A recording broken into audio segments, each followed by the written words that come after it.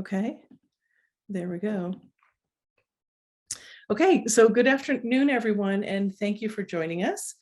For those who don't know, there might be a couple who don't know that my name is Judy Kitt. I'm the president of the Foundation for Mind Being Research, a nonprofit, all-volunteer run organization that's based in the San Francisco Bay Area, as we were discussing. We've been around for 42 years, exploring the bridges between science and consciousness. So if you haven't checked us out, I encourage you to check out our website at fmbr.org. And we have a YouTube channel as well where this talk will end up. If you go to YouTube and search FMBR TV, you can go there and subscribe. So we're very honored to have Dr. Emma Bragdon back with us this afternoon. Dr. Bragdon has been a pioneer in body, mind, spirit wellness for 50 years. She's the founder and executive director of Integrated Mental Health University, imhu.org, and I'll put that link in the chat as well. She's a renowned author of 2 classic books on spiritual emergency, a seasoned facilitator with 40 plus years experience, and a pioneer in the field linking spiritual growth and mental health. She's one of 4 teachers of the Groff Legacy training in Latin America. Dr. Bragdon was with us almost 2 years ago now, and she gave a really fascinating talk on how Brazilian spiritists nurture medical intuitives and healers for work in psychiatric hospitals. You can check that out on our YouTube channel. So Emma, thank you for being with us this afternoon and for sharing about spiritual awakening and how it can manifest and just how important it is to mental health, especially during these times, right? These kind of increasingly crazy times. Yes, thank you, Judy. I so appreciate being invited to come back and talk to your group, and it's really a pleasure to be here. Thank you. So I'm going to share my screen. So first you might see a little bit of a mess, but then after that there'll be some slides.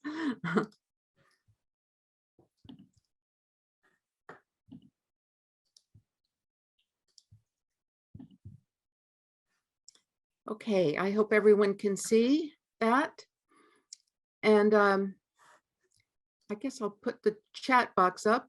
What my preference is if someone has a question, you're very welcome to use the chat box, but I might not answer it right away, and I might wait until the end, depending how we go. So Judy asked me to especially speak about Kundalini awakening today. And from my point of view, Kundalini awakening really includes a raising of consciousness. And one way it manifests is by energy moving through the body, and sometimes moving in very dramatic ways.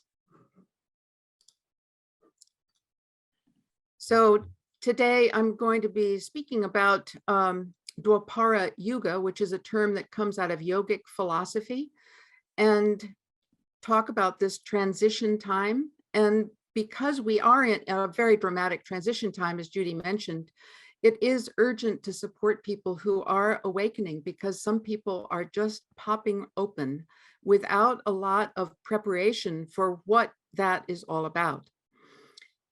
Judy also asked me to speak about Integrative Mental Health University and what we do, and we are going through a lot of expansion right now. So I'm excited to tell you a little bit more about what we're up to and talk about the alignment we have with certain other organizations.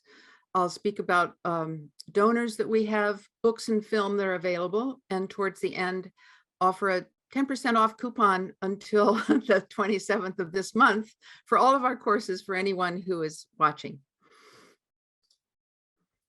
So this particular cartoon, I think, is it says something about where we are right now, which is some people are cracking open and they're going to psychiatrists or psychotherapists who've been conventionally trained and might have excellent reputations. But the form that they use to assist people who are cracking open or who have fallen into rough times is not necessarily the most effective. And here's Humpty Dumpty, who having fallen off the wall. He's not a happy camper, and I'm not quite sure visualizing is going to help him. Another image of cracking open comes from Paige Bradley, a sculptress. In this case, though, the cracking open is not from a fall, like a physical trauma. Instead, she's cracking open because the light of a spiritual awakening is bursting out of her.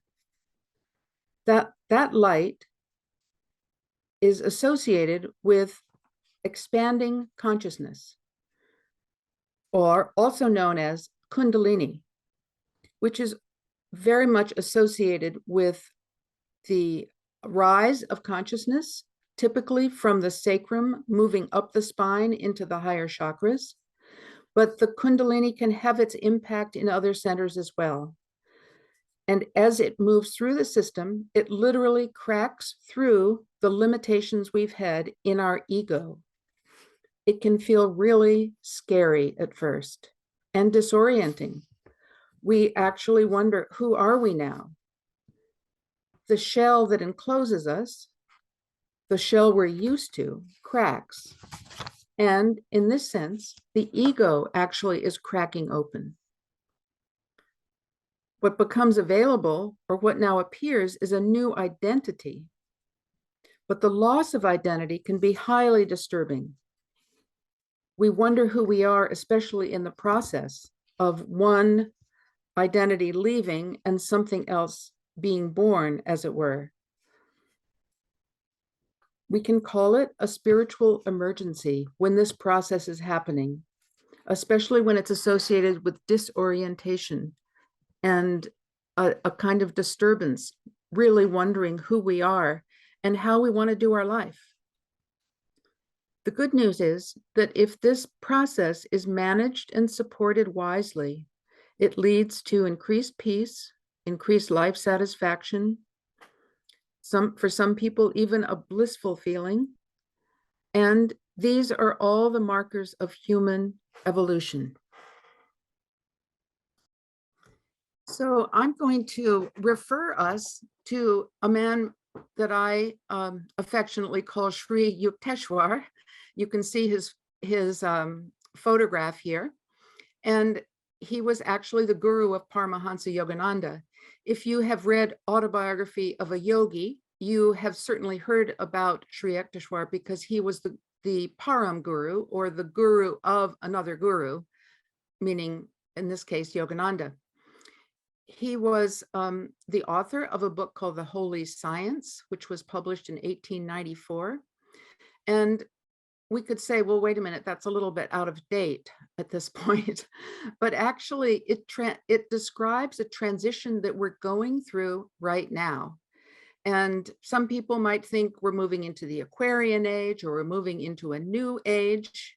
But using the language that Sri Yukteswar, as well as yogic philosophers, will use, we're moving out of the Kali Yuga, which is the darkest kind of age, into a Dwapara Yuga.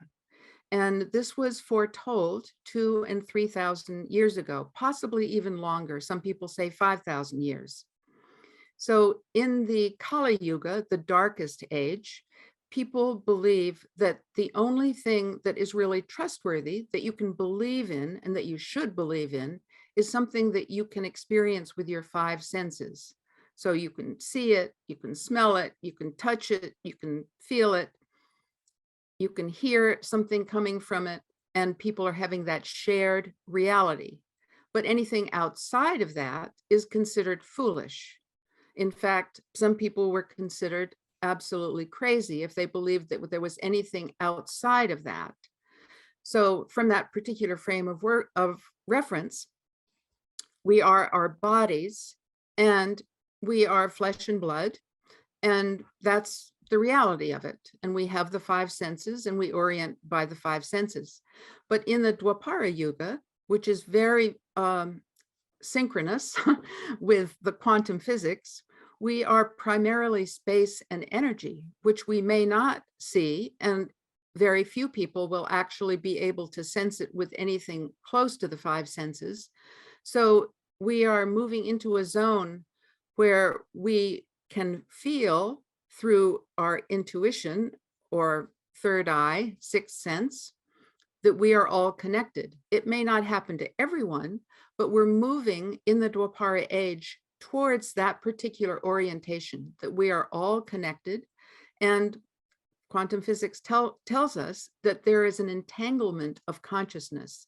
So not only are we interconnected, I mean, we can feel at one with each other, but there is an entanglement, so that there is an interaction that's going on constantly in consciousness with everyone.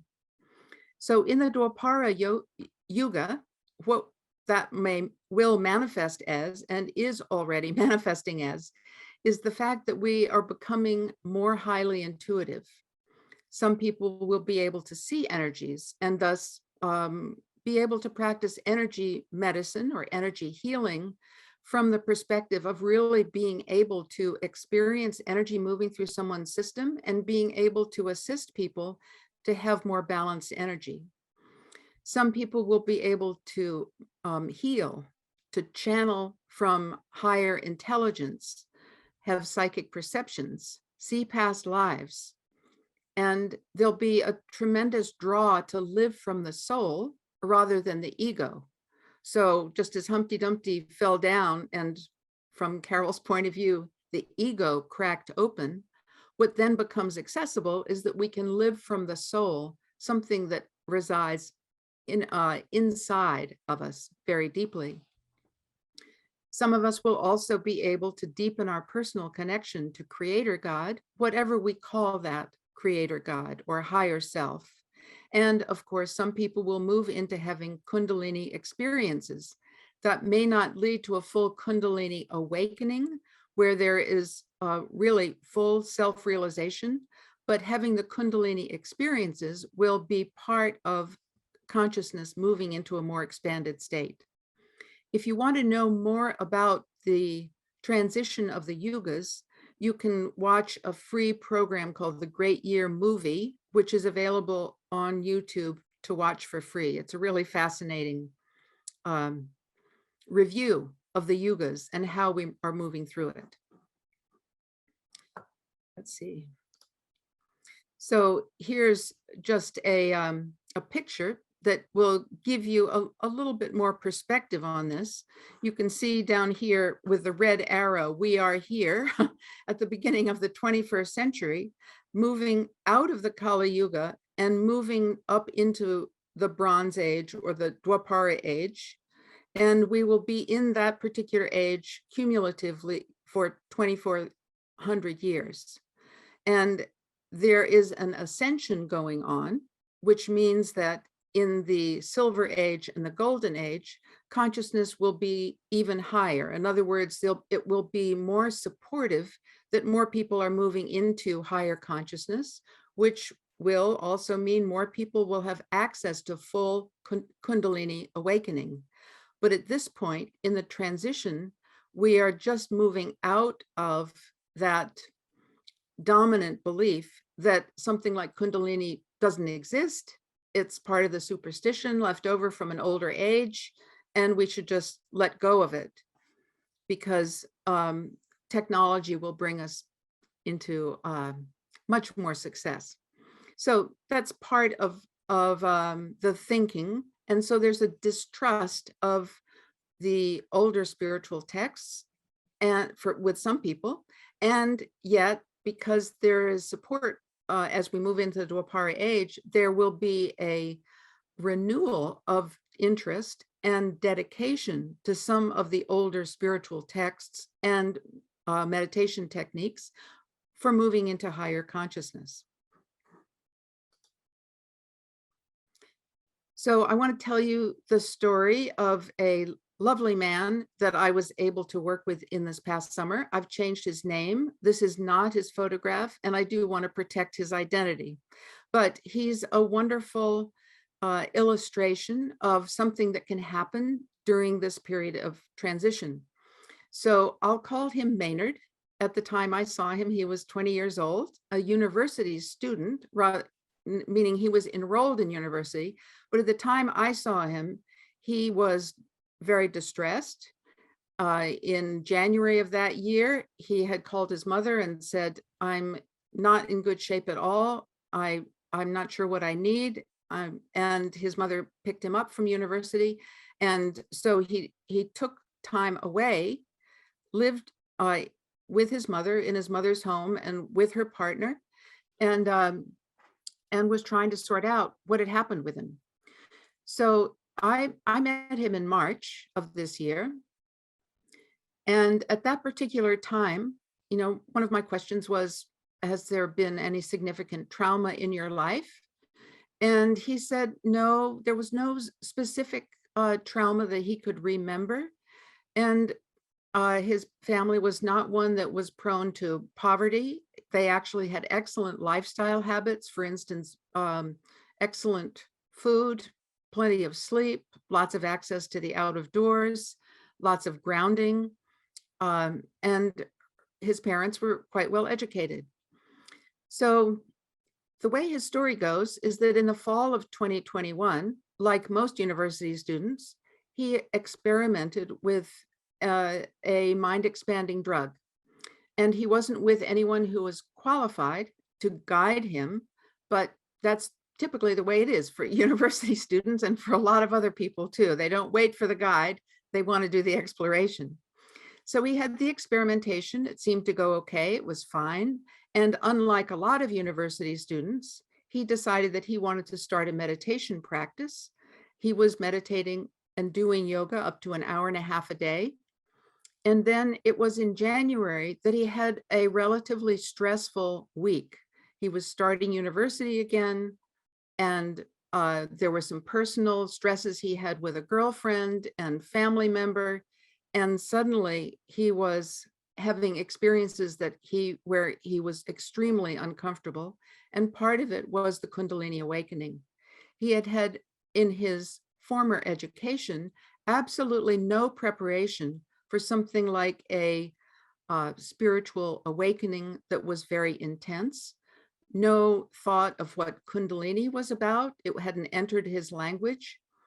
And so the only thing that he could think of was that in that sense of being out of control and having experiences that his peers were not having, he thought, maybe I've gotten crazy.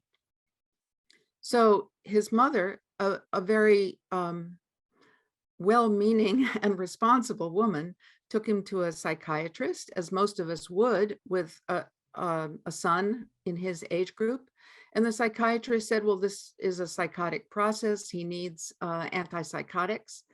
And so this young man, Maynard, went home and started to take antipsychotics with the suggestion that he might have to do some kind of medication for the rest of his life. So this is quite typical of some of what is given to us through more conventional psychiatrists who have no understanding that this is a time where more people are going to be popping open as a result of stresses, as a result possibly of psychedelic use, or as a result of just this being the time of transition into the Dwapara Yuga.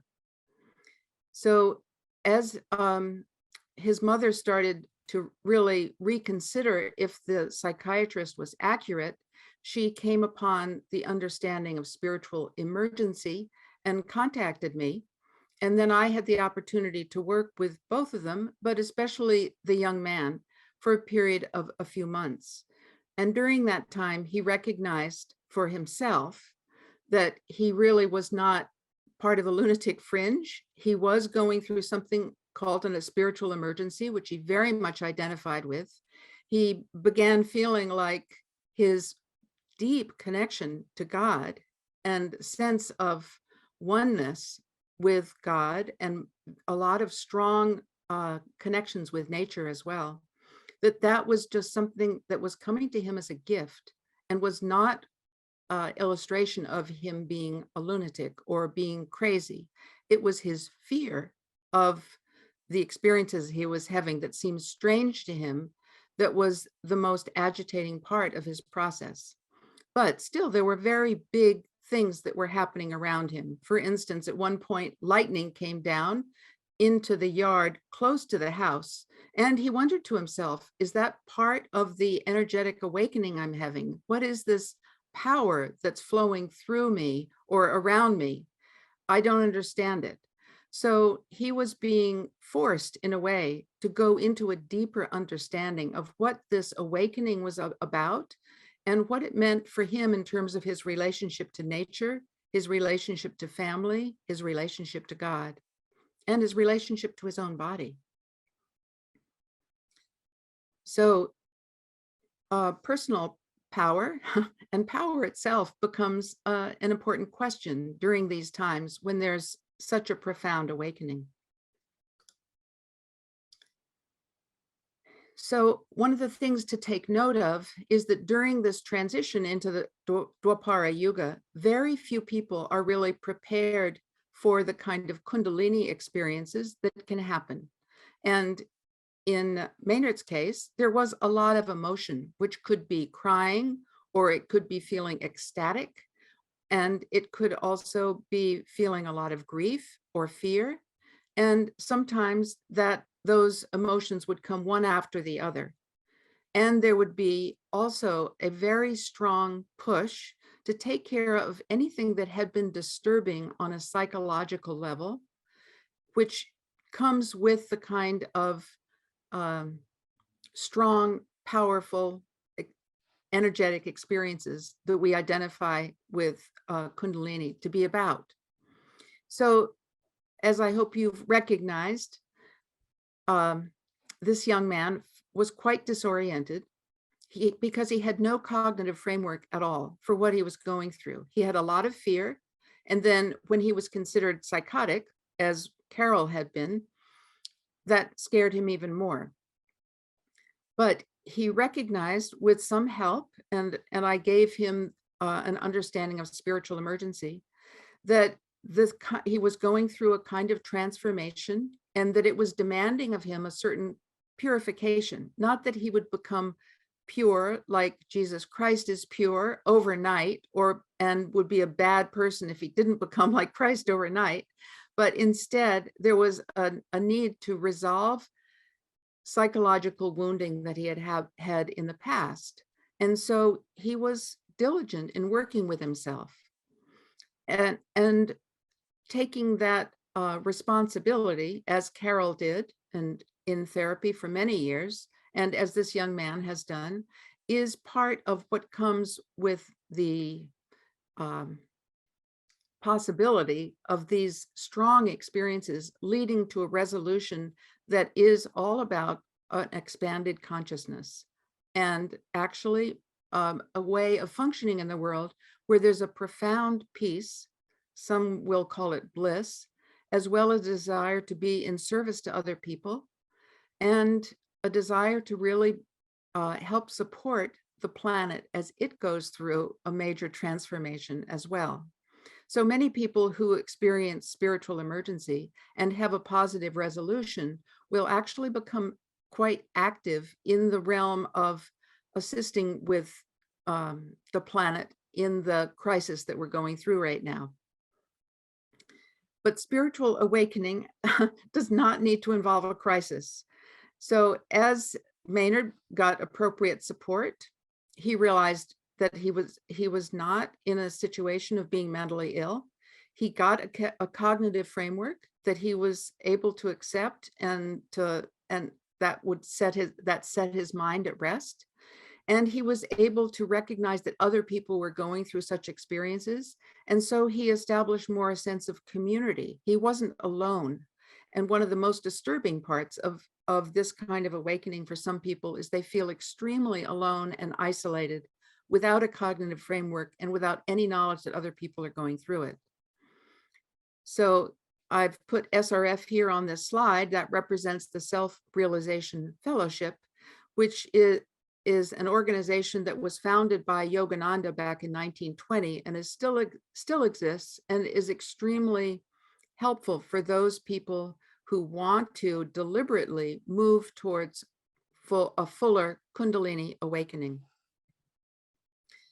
The practices that can be helpful for people who want to move into these expanded states without the crisis, but in a more gentle way, are practices that involve specific meditations, and for some people, body-oriented psychotherapy. So I recently created a course at Integrative Mental Health University called Why is Supporting Awakening? Why is it urgent to support awakening?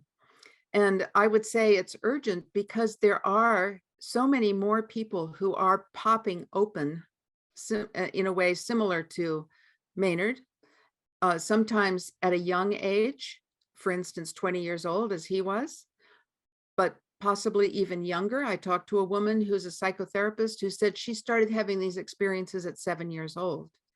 There are other people who will have these opening experiences closer to the time of transition, literally deathbed. And there are people who are more in middle age when their children have left the home and are past university age, may be saying to themselves, well, what is really meaningful? Well, I want to move into higher states of consciousness through a meditation practice. But it's important to note that people can come into these experiences at any age. And the belief from the yogic philosophy is that there are actually younger people being born now who possibly from past lifetimes, but are prepared already with a higher consciousness than most people. And so one of their difficulties is actually supporting their own higher consciousness around people who are still steeped in the thought forms and belief systems of Kali Yuga. So with Kali Yuga, unfortunately, it has led specifically to a lack of value of connection to the earth and all creatures, and a lack of connection to direct communion with Creator God. So perhaps it's the Kali Yuga, which is termed the darkest age, that it's led to the environmental crisis and what some people will call a suicide mission of our culture.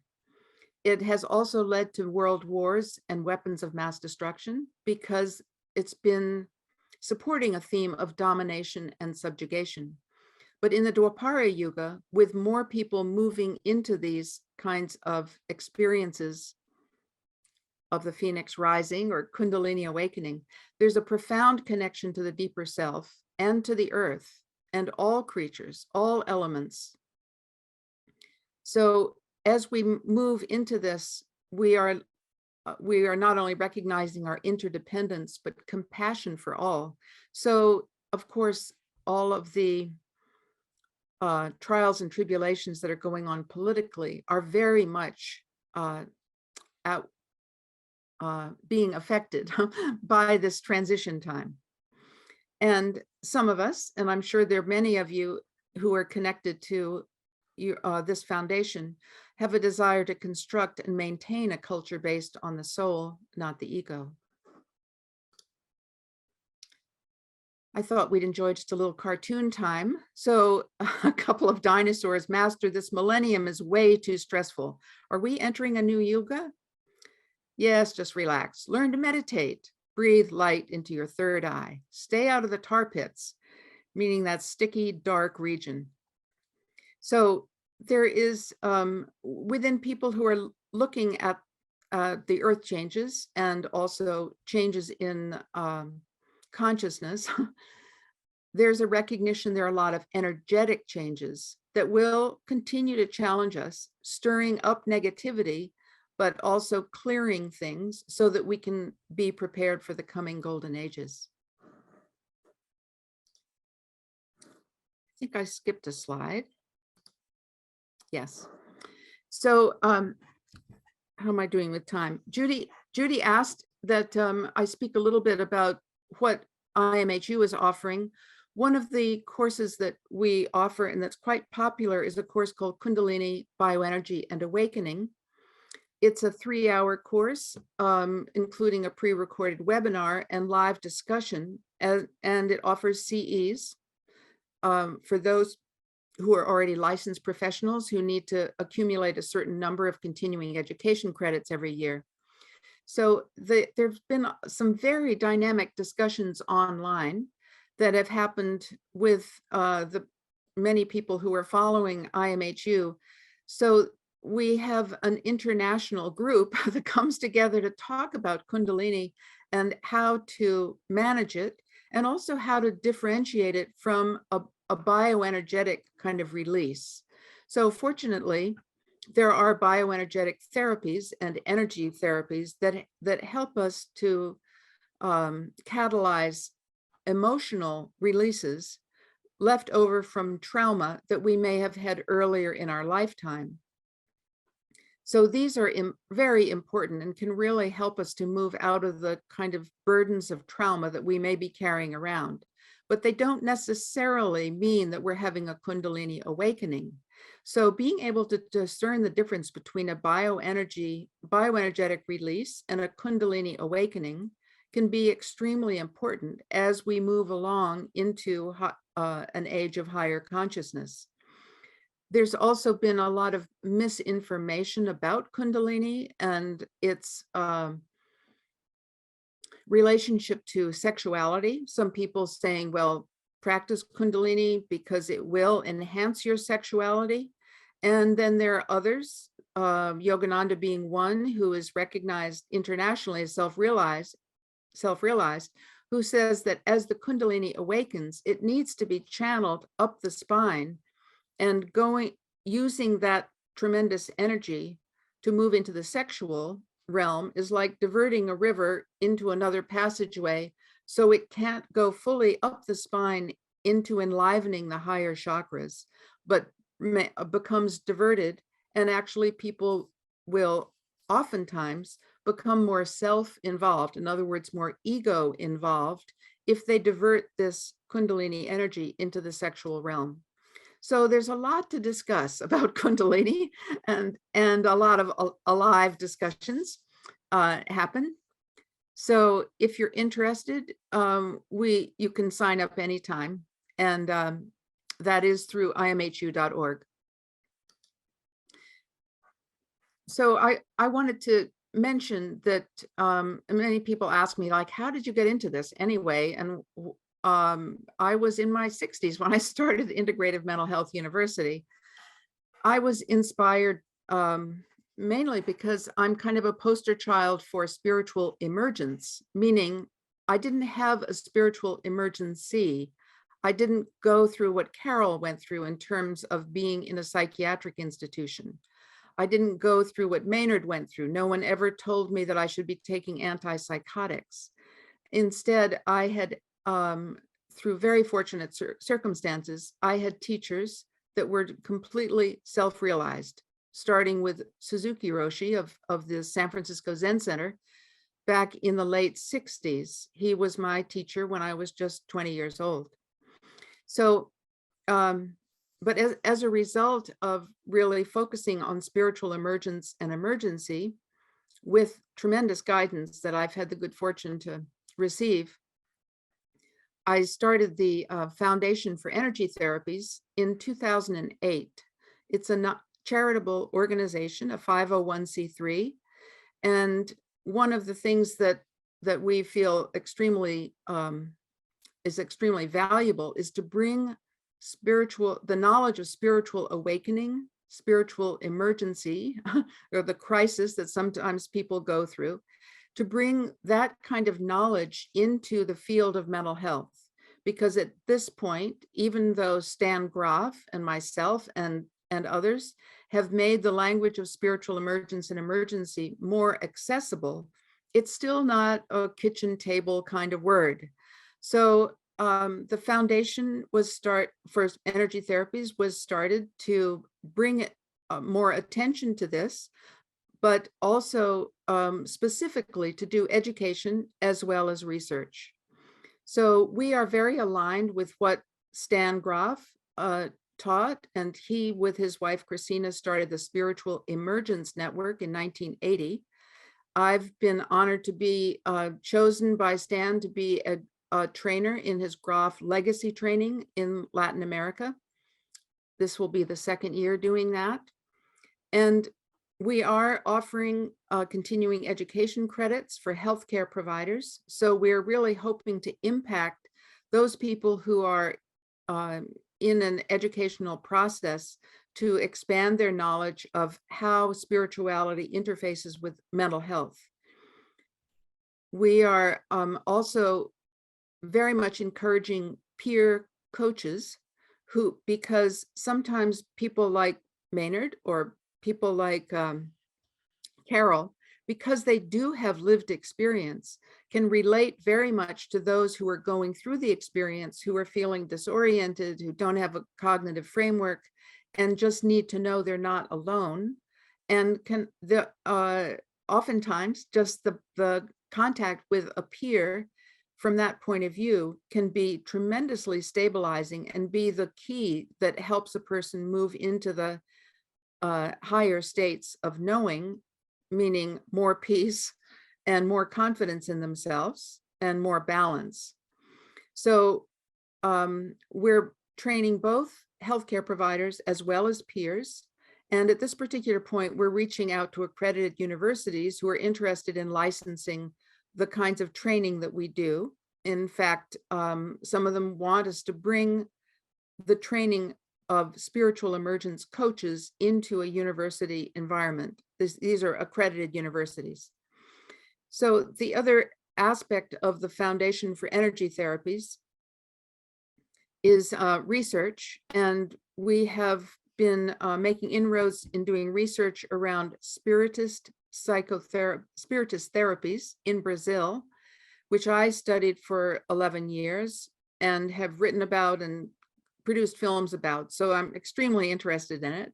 But we're also have just done a grant proposal around peak states therapies or techniques for dissolving the effects of trauma.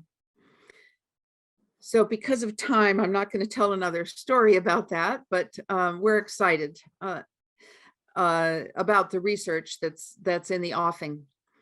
So I just wanted to say that for most people, when they think about the niche of IMHU, they think about, well, that's the place where Emma Bragdon's teaching about spiritual emergence and spiritual emergency, which is totally accurate.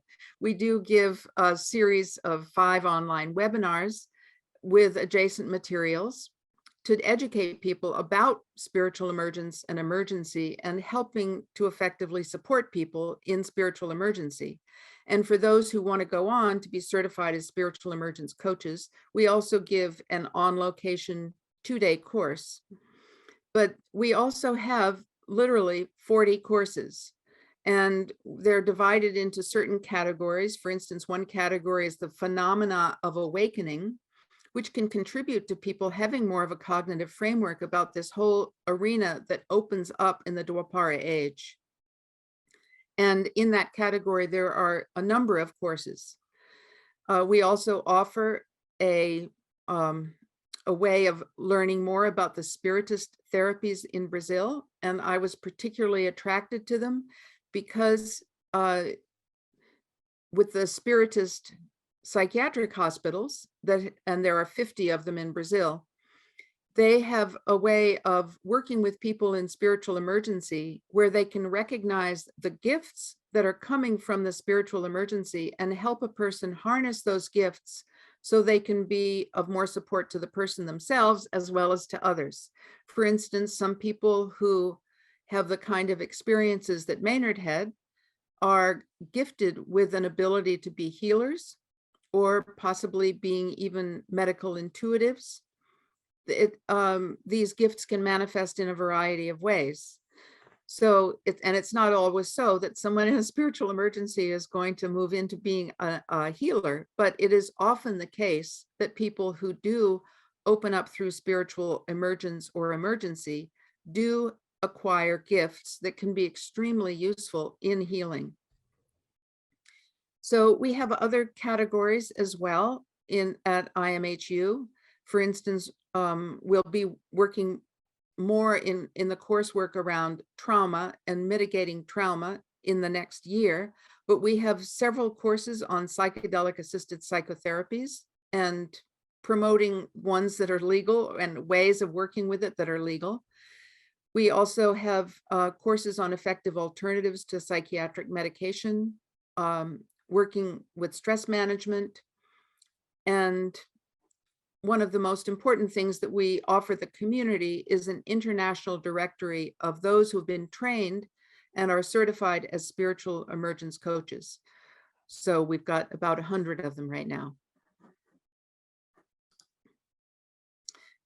The aligned organizations, the ASSIST stands for the American Center for the Integration of Spiritually Transformative Experiences, and they have been around for a number of years. We feel very aligned with what they're doing. They also have a very strong educational component. Spiritual Awakenings International started just a little over a year ago, and they offer some free services in terms of educational lectures as well as support groups. I've been particularly impressed by the Royal College of Psychiatrists in the UK because they have an interest group that was started in the 1990s of an interest group studying spirituality and mental health. And it has grown from a handful of people to 4,500 psychiatrists. And they are publishing wonderful books that can really assist those people who were steeped in the Kali Yuga idea of what creates mental illness into a much more Dwapara oriented idea, which is that spiritual emergence and is something that is going on for people. In fact, bringing spirituality into mental health care is extremely important and can enhance and optimize mental health. So the two books that are here on this slide have been particularly meaningful to me lately. The Scientific and Medical Network in the UK also has wonderful lectures that are available online, and they have done also some excellent publications. And of course, we are trying our best to align with other universities for undergraduate as well as graduate programs, nursing and medical schools.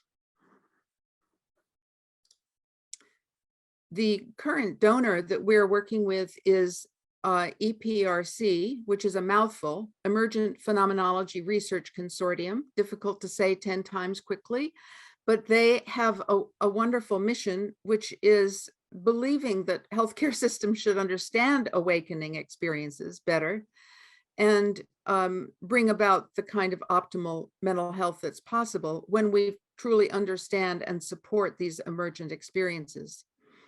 So if anyone here is interested in contributing to IMHU, we are doing our very best to expand right now.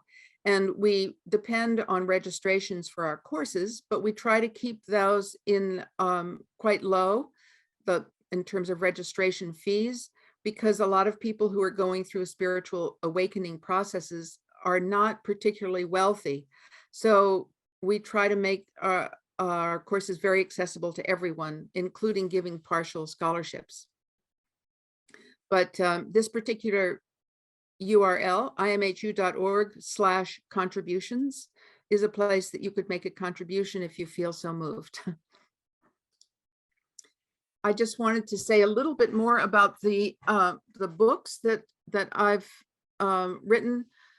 The upper left-hand corner used to be called a source book for helping people in spiritual emergency, but I changed the title when the Diagnostic and Statistical Manual of Mental Disorders, which is really the dictionary that's used by most healthcare providers involved with mental health concerns, they recognized for the first time in the early 90s something called spiritual problems, not spiritual emergence or emergency, but spiritual problems. So I changed the title to go along with that, to assist people to understand what the process of spiritual emergence and emergency was about.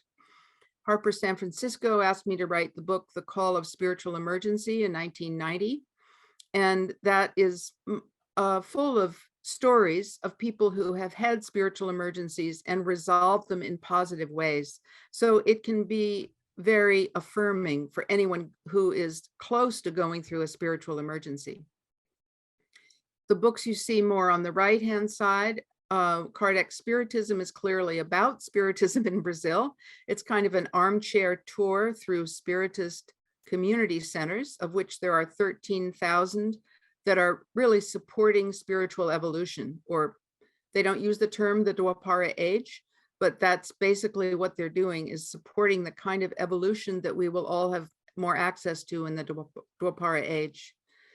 The Spiritism to the far right and the upper right-hand corner is a documentary film created about Spiritism, both in the United States as well as in Brazil. And in the lower right-hand corner, Spiritism and Mental Health, that's a more academic book that chapter by chapter was written by Brazilian psychologists and Brazilian psychiatrists about Spiritist therapies and their impact. And then this, in the center, the newest DSM is kind of a satire on the DSM. And instead of saying the Diagnostic and Statistical Manual of Mental Disorders, DSM stands for Deliberately Seeking Mental Health. But that's available online at imhu.org/store, as well as another book called Resources for Extraordinary Healing, which spans a number of different ways to move into more optimal mental health.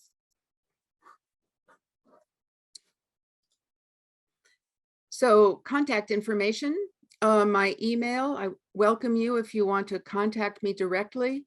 I would prefer if you want to contact me, you do it through email rather than phone, but my phone number is there, and that's a landline. I don't accept texts. The website imhu.org will take you into being able to access all of our courses. The website emmabragdon.com would take you into more information about my private practice, because I do private consultation with people who are looking for that. Our Facebook page is here, and we are just recently have created a very full YouTube channel called Spiritual Emergency Support. If any of you want to take any of our courses and take advantage of the 10% off coupon, please use the word ASCEND, ASCEND, at registration, and that will get you the 10% off. And that's good through the 27th of this month. And then I put in the URL, the webpage for the Kundalini course, because we've spoken about Kundalini during this particular talk, and I thought you might be interested in that, the address for that. Okay, so that's the end of the slides, and I can come back and answer questions. Would that be a good idea, Judy? Sorry, I had to unmute myself. Yes, that is a great idea. I'm gonna Okay. back. So if anyone has questions, I'm going to be looking at the chat box now, and please feel free to post whatever you'd like there. And there's a couple questions here. One, can you, what was the name of the movie about Sri Keshwar in one of your first slides? I understand exactly what you're asking me. The Great Year, I think it's called. The Great Year movie. Yes. That's what it was called. Yes. So I will put that in there. Mm-hmm. That's on YouTube. Yes. So we had a question in the Q&A. What is the difference between spiritual awakening versus a Kundalini awakening? Are they the same thing? Oh, it's an interesting question. You know, I think we're just all struggling with language these days. Mm-hmm. Because you know, for us in the United States, these are not terms that have been around for very long, and people are using the terms that they feel like they understand in ways that their neighbor might not understand, or the person who's just been to school about this particular thing may not understand. So it's a little bit of a free-for-all. But from my point of view, I would say that spiritual awakening is definitely the same as a spiritual emergence process. Spiritual emergence does not need to have a spiritual emergency. There doesn't need to be a crisis in it. It's really a process that I consider to be a lifelong process, at least for myself. I probably won't reach that full self-realization that Yogananda so beautifully displayed. And so spiritual emergence is a lifelong process for me, and maybe for most people. Mm-hmm. And it's fine to call it spiritual awakening as well, or just awakening. And it's unfortunate, but I think a lot of people are still feeling a little bit allergic to the word spiritual or even religious these days. Sure. So if we just use the word awakening, that seems to indicate that there is something about waking up to a larger reality. Right. Yeah. And it seems like there's a lot, this is just a question from me.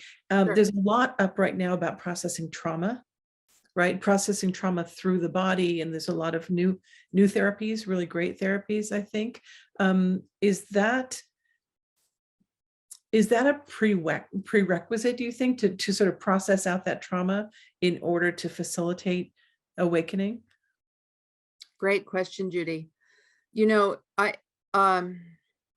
from my experience with myself personally, as well as with others, I would say that if a person has an intention to awaken, or they've had some kind of awakening experiences, usually there's a demand in the psyche itself to come into some resolution around trauma that they've had.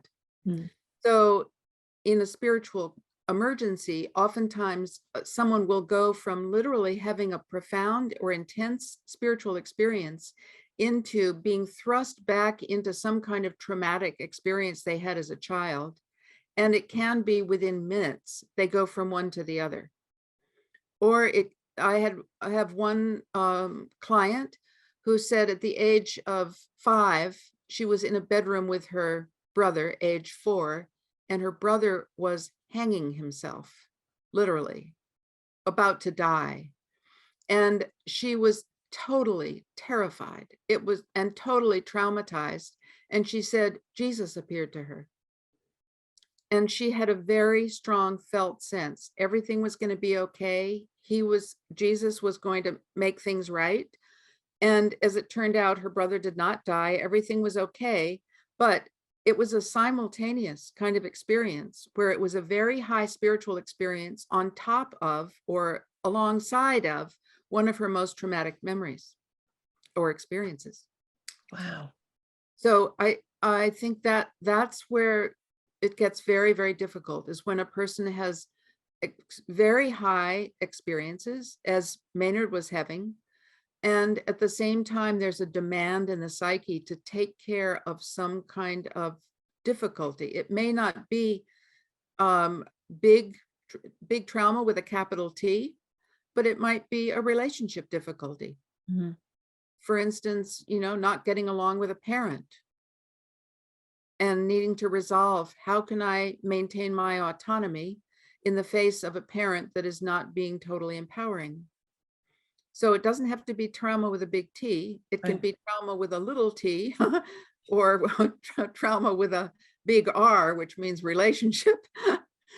Yeah. And most of us have something like that going on. So yes, I personally feel that anyone who wants to follow in the awakening, in their own awakening, and moving into Dwapara in a gentle way, really needs to take care of some of their own psychological issues, and it will enhance their ability to move into expanded states.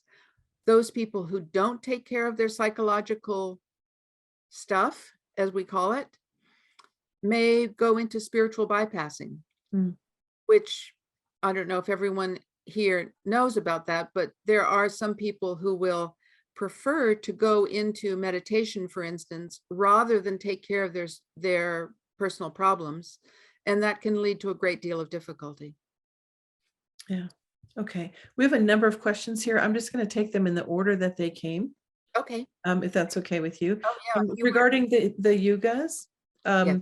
is the past and future cycle understood to be circular or spiral, allowing for evolution? In this, you talked about this, thousands of years from the Kali Yuga to the golden ages, right? That kind of, Yes. I assume that's sort of a spiral, right? That people. I've only seen it depicted as we did, two-dimensionally, but I would say it needs to be a spiral, because after all, things are changing. For instance, our technology is so different than it was 24,000 years ago, 2,400 years ago, or 24,000 years ago, which is a complete cycle. And so we are moving into a different kind of zone. Right. Right. Okay. Are all schizophrenics in spiritual emergency? If not, how can you tell the difference? How about other mental disorders? That's such a big question. That's such a big question, and a wonderful question. Thank you. I would say that some people who are what we call or diagnose as schizophrenia may be having very strong spiritual experiences that are extremely valuable to them, may be also valuable to other people. In other words, they may be a fount of wisdom. And at the same time, they may be experiencing a tremendous amount of psychological difficulty related to traumas that they've had.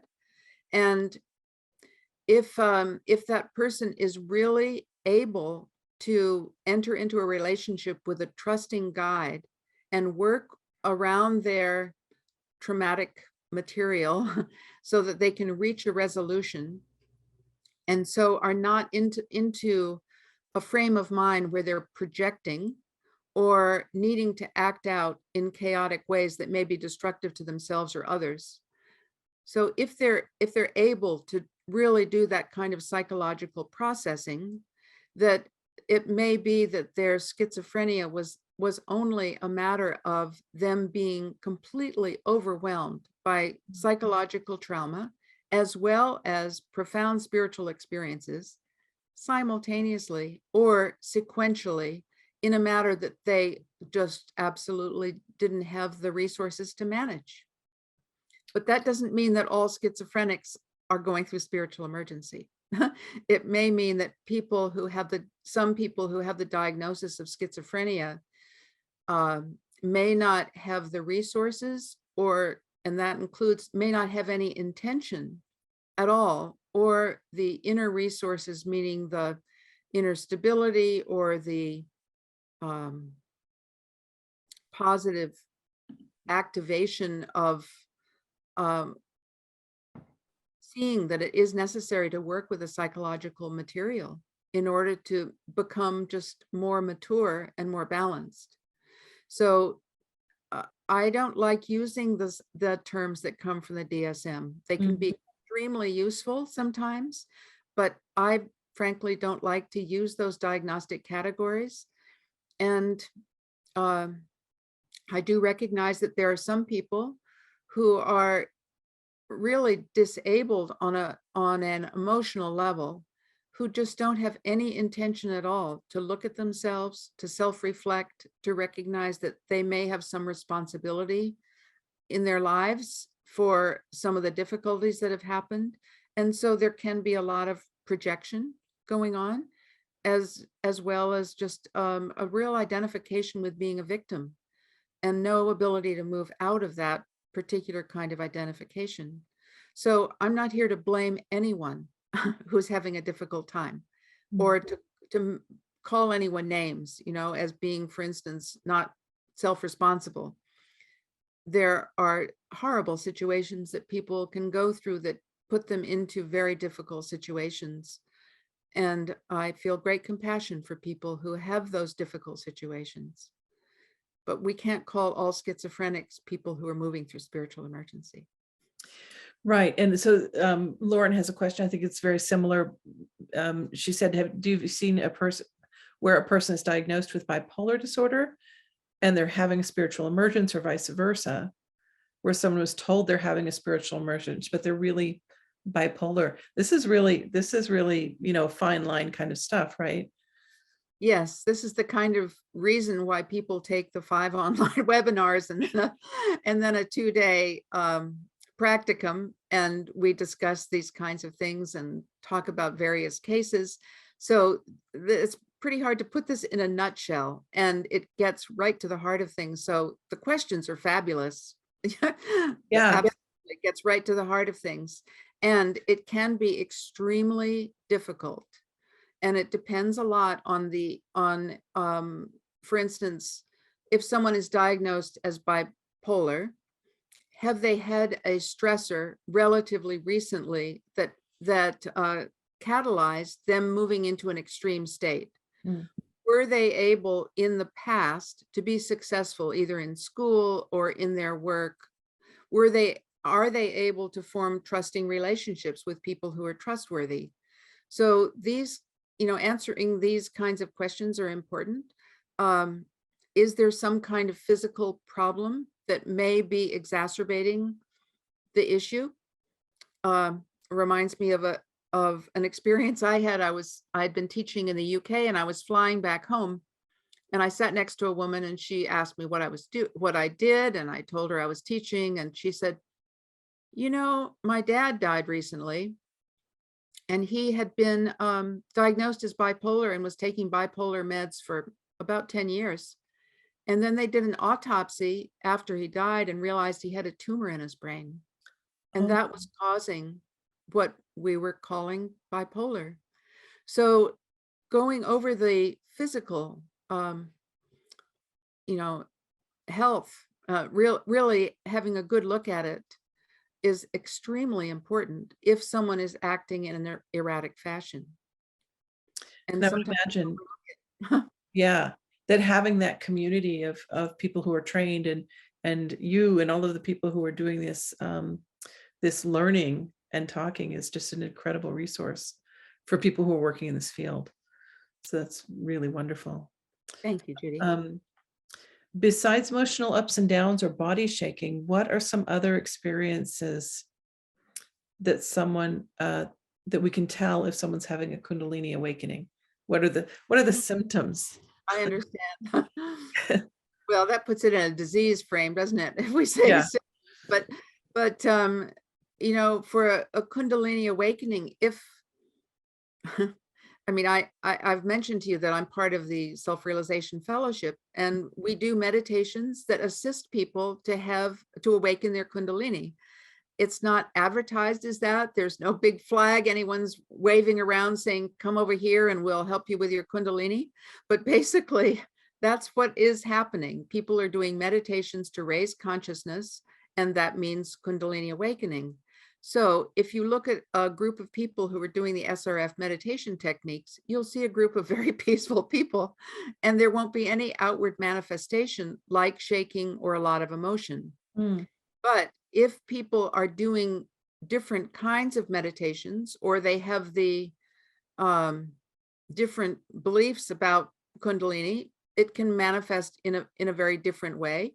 Or if someone is in a process where it comes to them quite spontaneously, which, as I said, it can happen and does happen with people during this time of transition. It can manifest with shaking. It can manifest with a person wanting to do spontaneous dance-like movements, or in East India, Sanskrit term is mudras, which are particular kinds of hand gestures that are supposed to be balancing for us. They actually stimulate certain acupressure points. So someone who has a real desire to move in these particular ways that they may not have learned in their own social or cultural conditioning, that would be unusual. If someone, I know of a lawyer who was very intent on becoming a lawyer in her 20s, and suddenly went through a spiritual awakening, which meant that she was able to channel spirit guides that could help other people understand at a deeper level some of the issues that they were having that were physical as well as relationship oriented. So that can happen. People start channeling, or people start being more aware of energy and start even talking about it. So the way it usually happens, at least in New England, I'm sure in California, is people start talking about vibrations. Oh, the vibration of that place was awful, or the vibration of that person was just wonderful. Mhm. So being more attuned to energy and talking about it, and the desire to work with energy, is oftentimes an indicator. Mhm. Wonderful. So there's Afi here has a client who's experiencing great amounts of weight loss during a Kundalini awakening. Have you seen that kind of physical manifestation? And there's a question also about damage, any damage to the physical body, especially the endocrine system during an awakening process. So how the body reacts. You know, it's in some ways this is so mysterious, because I think, you know, if we think that most of us have been conditioned and educated in a system that was clearly of the Kali Yuga age. So our whole way of being, and literally the way energy moves through our body, is in certain patterns. And now with Dwapara, we have access to a different way of patterning energy through our body. It's going to create some havoc and it's going to create some conflict within the physical system. So yes, I've heard of all kinds of physical manifestations in terms of people feeling unbalanced, but I'm thinking that what that imbalance is due to is people needing to go quite deep into anything that has been psychologically disturbing for them in their life, because I'm reading a book called The Myth of Normalcy by Gabor Mate, and he is eloquent in saying that our society and our culture have supported a kind of trauma for all of us. And it is quite difficult to move beyond that. And it takes a lot of focus to be willing to move beyond that. And there is support there. So we're dealing with quite, maybe in a more subtle form, but we're still dealing with having to break through out of the patterning that we've gotten from the Kali Yuga age and the trauma that's come to our systems from living in that age, as well as this lovely energy wanting to move through our system in a very peaceful and gentle way. You know, I often liken this to childbirth, because I heard that there are people in indigenous cultures, women in indigenous cultures, who are able to birth in a way where they surrender to the experience and can not only open up to having a birth that has much less pain than we report in the West, but they're able to get up and kind of work or walk around and do their life right afterwards. So what is that about? And maybe it's about really surrendering to big energies that are moving through a woman during childbirth. And in a way, this awakening that we're all being introduced to into the Dwapara age is like really big energies wanting to move through us to awaken us into higher realms. And are we resisting it? And are we resisting it consciously, or maybe some unconscious process is going on where we're saying, no, I don't want to be out of control. I don't want this to control me. I don't know what it is. I don't like not knowing what's going on through me. So that can manifest in a great number of ways. And I'm sure it can impact all of our all of our systems. Yeah. Jan wants to know, how do you go about determining if a person in a locked mental health facility may benefit from this approach? Another great question. They're all good questions, Judy. You have quite a group. So Maladoma Some is a shaman from the Dagara tribe in West Africa. And he wrote an article at one point, what a shaman sees in a mental institution. Oh, I saw that.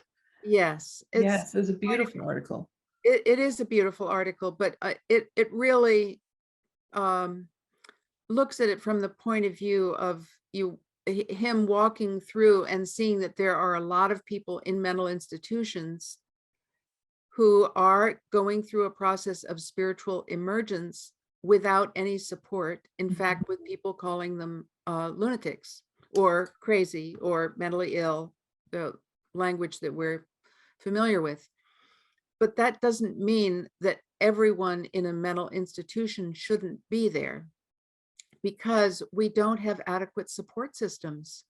And there are some people who will enter into a spiritual emergency and really feel like they cannot take care of themselves. They can't cook for themselves. They forget their hygiene completely. And they do need support for a period of time.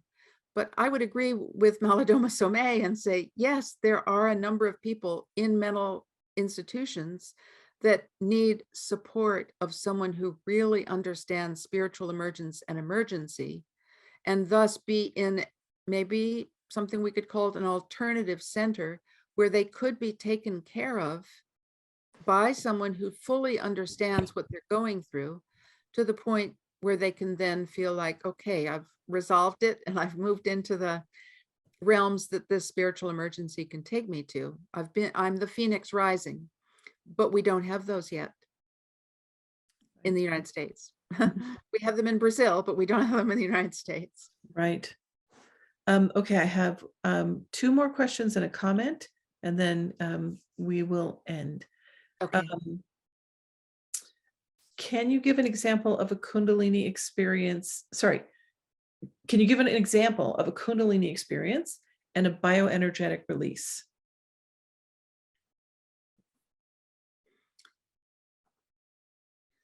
So when I was 21 years old, a dear friend of mine who was a Zen Buddhist meditator, as I was, said to me, Emma, you are doing a lot of shaking in meditation. Why don't you go to this bioenergetic therapist and see what that's all about? Maybe you can get some insight.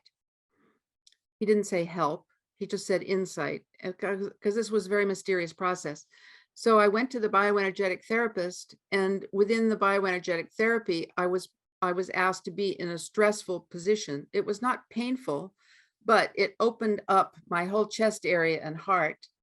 And as I was breathing fully in that position, I started sobbing, and I didn't know why. There was no content that came with it, none at all. And clearly it was opening up my heart area, my feeling area, in a way that I hadn't been able to before and was not conscious of. So I wouldn't call that necessarily a Kundalini awakening, although there was lots of emotion and it really took over my whole body. But it was a catharsis, very clearly left over from trauma with a small t from my childhood. That I learned that after quite a period of time, being able to associate what that was about. I had no idea. In a Kundalini experience, so I'm just thinking about a man that came to me who was actually in hospital, having had a very difficult experience because of addictions that he had. And something transpired where he was able to move into direct communion with God, and a very, very elevated situation where he started having spontaneous healing of wounds. That's pretty dramatic, but that's one thing that comes to mind. Another Kundalini experience that can come to mind is, which is more pedestrian, which can happen, is someone having a strong sexual experience and literally not breathing for a period of time. So their energy system is working in a very different way. Again, if someone is, let's say, in doing a yoga class or doing meditation where there's strong breathing, it can oftentimes come about in a way where it's very difficult to tell whether it's a catharsis or it's a Kundalini experience. Yeah. And Faye was just mentioned in the comments that she was diagnosed as bipolar with dissociative identity disorder, ADHD, social anxiety disorder, PTSD, all of the diagnoses, right? With meds and hospitalizations. And after all of that, she's been through major processing, right? Major processing and clearing of past life trauma, regular therapy, some nutrition, and she's been symptom free for 10 years. So, you know, that really speaks to being able to expand the context within which all of these things are happening, and maybe some mislabeling or something. But anyway, okay, and here's the last question. It's not a hard one. Can you address the ethics around proper mating and sexuality or intercourse in terms of the transfer of Kundalini when Kundalini arises without full control of it? You said that's an easy question. I was joking. We'll just end on a light note there. So I'm trying to put this in a nutshell. Something about the ethics of a Kundalini experience in sex where there's a transfer of energy. Am I getting it? The ethics around proper, so I guess having intercourse in terms of the transfer of Kundalini when Kundalini arises and you don't have full control over it. I guess that goes back to the talk, what you said about, you know, diverting Kundalini as it rises, instead of going up the spine. Yeah, up the spine, meaning through the energy centers of the spine. And Linda, if you want to ask this question, you can raise your hand, or if I've said it correctly, we can just let Emma. Okay, she's raising her hand, so I'm going to let her ask. Yeah, go ahead, Linda. Thank you, Emma. Thank you for this incredible talk. I had awakened Kundalini when I took transcendental meditation when it first came over to the United States. And I awakened during my very first meditation. And then I had my lifetime to settle, work on myself, and integrate. And during that process, because I was young, I had the unique experience of being somebody who was transferring Kundalini to others without being Indian or in India, being a little white girl in the Bible Belt.